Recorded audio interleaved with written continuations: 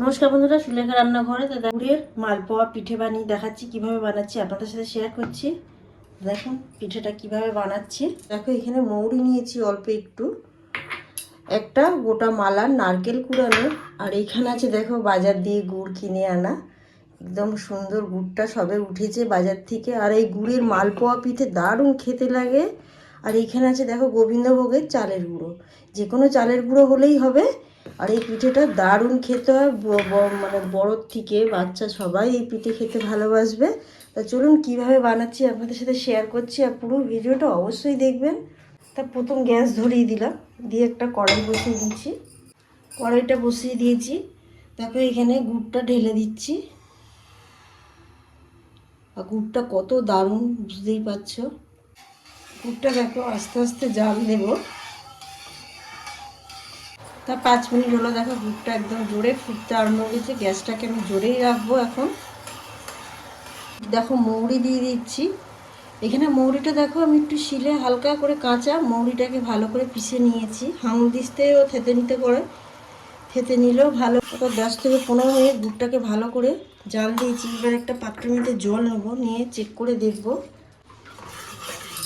তারপর জল নিয়েছি, দেখো এইখানে একটু জলে দিয়ে দিচ্ছি গুড়টা। কিছুক্ষণ রেখে তারপরে দেখছি গুড়টা দেখো পুরো এক জায়গায় জড়ো হয়ে যাচ্ছে এরকমই। তার মানে বোঝাই যাচ্ছে এটা হয়ে গেছে, দেখেছো। তো প্রথম দেখো দিয়ে দিচ্ছি নারকেলটা, দিয়ে নারকেলটা দিয়ে গ্যাসটাকে পুরো একদম সিমে রেখে দেবো, জোরে দেবো না। এখানে দিয়ে দিচ্ছি 1 চামচ ঘি। তা দেখো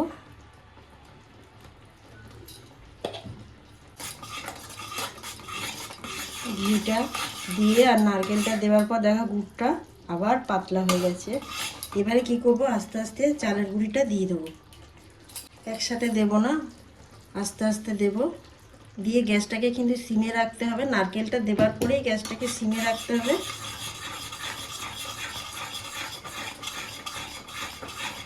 এরপরে আবার সেই লাস্টে চালের গুঁড়িটাও দিয়ে দিলাম। তা দেখো গ্যাসটাকে পুরো সিমে আছে, এইভাবে ভালো করে শক্ত হয়ে যাচ্ছে আস্তে আস্তে। তা দেখো সব একদম মাখানো হয়ে গেছে, একদম বোঝাই যাচ্ছে। হালকা ঠান্ডা হয়ে গেছে, একদম হালকা ঠান্ডা হয়ে গেছে। ওর ওপরে একটু সাদা তেল ঢেলে দিচ্ছি হাতে, যাতে না লেগে যায়।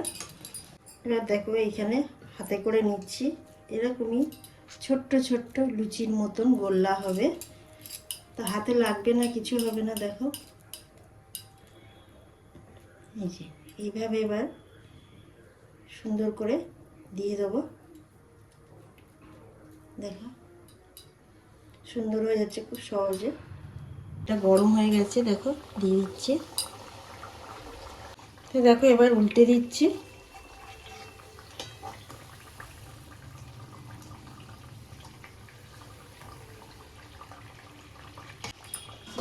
তো দেখো তুলে নিচ্ছি এবারে।